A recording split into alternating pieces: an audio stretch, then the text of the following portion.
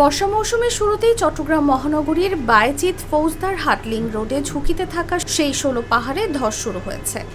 পরিবেশ, বন ও জলবায়ু পরিবর্তন মন্ত্রণালয়, পরিবেশ অধিদপ্তর এবং চট্টগ্রাম উন্নয়ন কর্তৃপক্ষের চিঠি চালাচালির মধ্য দিয়ে ৪.৫ বছর ধরে ঝুঁকিপূর্ণ হয়ে দাঁড়িয়ে আছে পাহাড়গুলো। ৯০ ডিগ্রি অ্যাঙ্গেলে কাটা পাহাড়গুলোতে ধস শুরু হওয়ায় সড়কটি দিয়ে চলাচলকারী যানবাহনগুলো রয়েছে ঝুঁকিতে। বৃষ্টি আরও বাড়লে বড় ধসের আশঙ্কা করছেন এই সড়ক দিয়ে চলাচলকারীরা।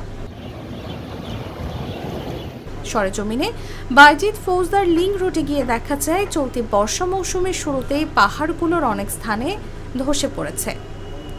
দুটি স্থানের পাহাড় ধসের মাটি ফুটপাত সহ মূল সড়কে চলে এসেছে। পাহাড় ধসের ঝুঁকির মধ্যেও সড়কটি দিয়ে যাতায়াত করছে অসংখ্য যানবাহন। কামরুল ইসলাম নামের এক অটোরিকশা চালক জাগো নিউজকে বলেন, আমরা এশিয়ান উইমেন ইউনিভার্সিটির মুখ থেকে জঙ্গল সলিমপুর রুটে সিএনজি অটোরিকশা চালাই। এখন বর্ষা শুরু হওয়ায় পাহাড়গুলো ভিজে নরম হয়ে আছে। রাস্তার পাশের সিডিএর কাটা পাহাড়গুলো এখন বেশি ঝুঁকিপূর্ণ। বৃষ্টিতে পাহাড়ের উপরের অংশে ধস শুরু হলে সড়কে চলাচলকারী যানবাহনগুলোর উপরেও পড়তে পারে।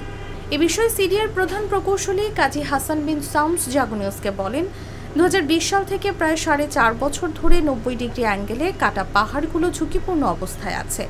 আমরা এখন পাহাড়গুলো মন্ত্রণালয়ের নির্দেশনা মোতাবেক কাটার পদক্ষেপ নেব।